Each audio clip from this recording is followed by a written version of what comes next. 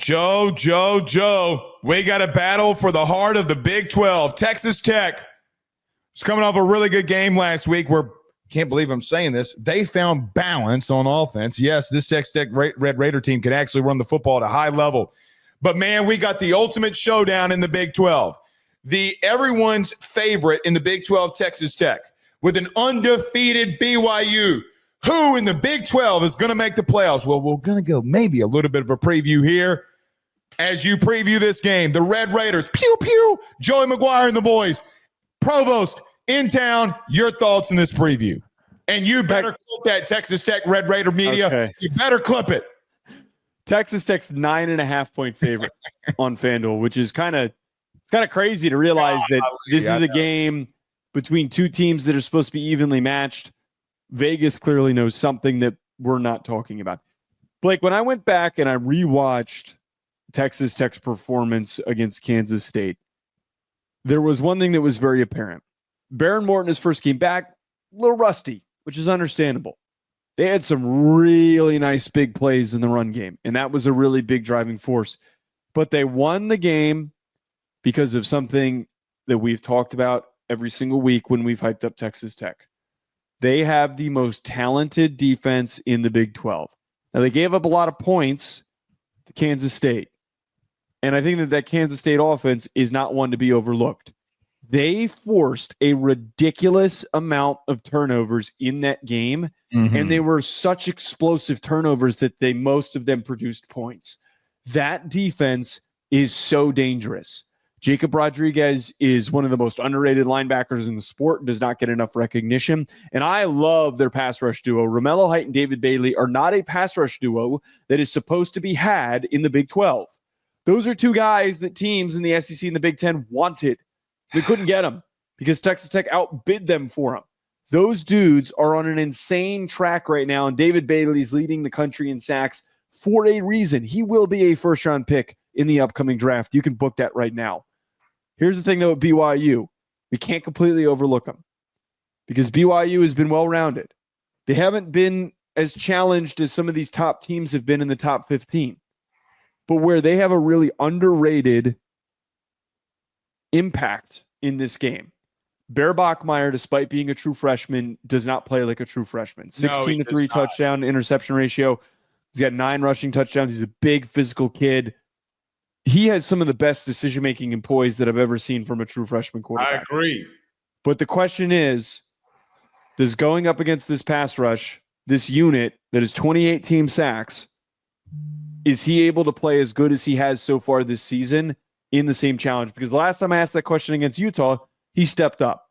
If he steps up, this game ends up being a lot closer, and BYU could potentially win it. Well, look, when we look and preview these matchups, the first thing that I look at every single time, does one team have an advantage against another team's weakness or that team's biggest weakness? I'm going to say this, and it's not going to sound astronomically massive because it's not. Man, this Red Raider team can run the football.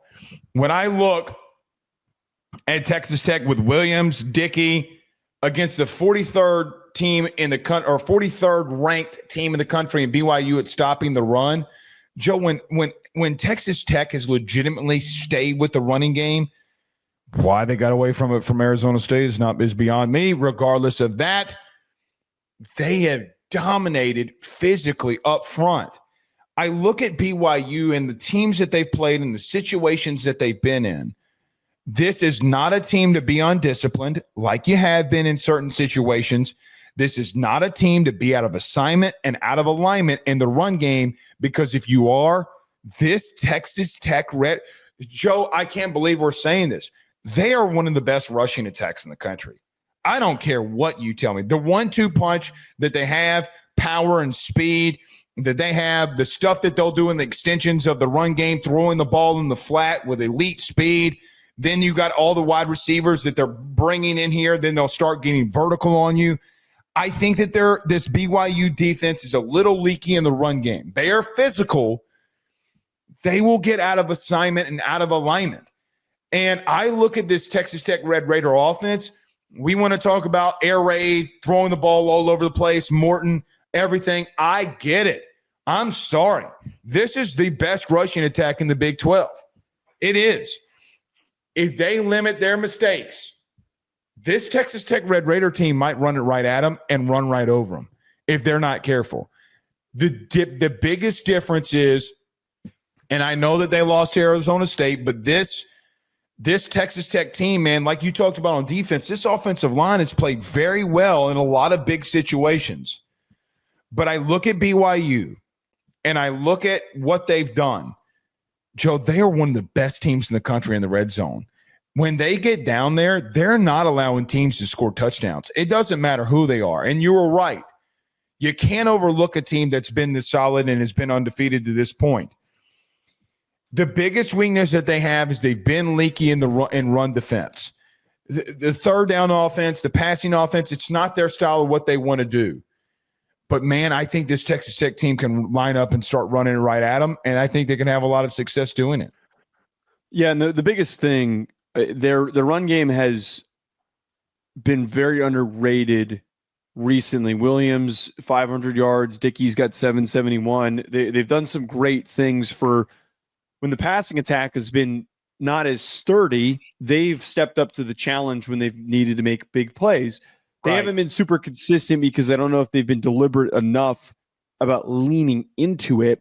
But when they're able to generate explosives on the ground, that is when they're the most dangerous version of themselves. Mm-hmm. This Tech defense is, I think, going to be the driving force for the victory, for why I think Texas Tech wins. I don't love that 9.5 point spread. I think that's huge. It's a ridiculously big spread, but I think that they win here at home. They have the 9th best EPA per pass allowed in the country and the second best EPA per rush allowed. For a team that builds a lot of their offense off of Bachmeier running and being able to make plays with his legs and LJ Martin really grinding things out between the tackles, I think it's going to be really tough for them trying to move the ball up against that front that is the most physical and the most talented in the Big 12. They have not seen anybody anywhere near close as good as this front seven. And that is where we're going to find out what they're built, how they're built. This is one of those games, by the way, where as much as we're saying we think that Texas Tech wins, if BYU keeps this thing close and they lose on the road by 7 points or less, I do think that is a legitimate argument to be made that BYU stays in the playoff mix, because Texas Tech's that good, dude. Texas Tech is that good that if you keep this thing tight and you've got two teams that have a narrow loss that separates them and they go back to the Big 12 championship game and maybe BYU steals it from them the second time. Who knows what happens in the future? But BYU is going to stay in the mix if this game ends up being close. This is SMU all over again. It's SMU all over again. I'm just going to I don't disagree with you. I personally don't think BYU is like as good as they've been billed by the national rankings. I think that they've got more Georgia Tech in them than people realize, in the sense that one bad week completely knocks them on their ass. But we'll see. We'll see what happens. It's SMU all over again. I got to agree with your final, or maybe not final point, but your point there. It's number one run defense in the country. They're giving up 74 yards on the ground. Is Texas Tech 74.6 yards per game on the ground, and you're going up against their biggest strength, which is what you want to do offensively. It's not a good matchup for BYU. It's just not. And you're right. I'm not saying that it's inevitable that they lose here. I do think that they keep it close to especially with inside the spread of where it currently sits. But everything that you do well and everything that has been your biggest weakness is what Texas Tech does the best. And I don't know if you can overcome that. I think they're more athletic than you. And I just think that those athletes continue and they got more depth than you. And I think that it's going to overwhelm them in the third and fourth quarter. And look, man, it's my best bet of the week. I got to be real with you. I'm riding the Red Raiders. I don't know about the spread here, but I am very confident that the Red Raiders are gonna win here. Yeah, I agree with that. I think Texas Tech has this thing in hand. If Morton can continue to get back to normal, this is a game that they should win. And handle absolutely is. Dude, I've watched this BYU team. We've talked about them a couple of times here on the show.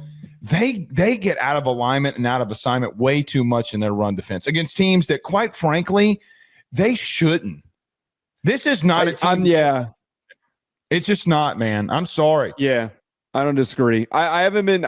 Here's the thing with BYU is they find ways to eke out wins, and you got to give respect to teams that find ways to finish. But at the same time, I do agree with you. They've played their food a little bit too much. They've played too closely with teams that they should not have been. Arizona should not have been as close as it was. Iowa State should not have been as close as it was. They give a lot of big plays in the pass game. I do think that there should be a fear with how this defense operates because they've shown some issues. A less mature Blake Ruffino would have said something there, but I'm not going to. All right, let's get to some super chats.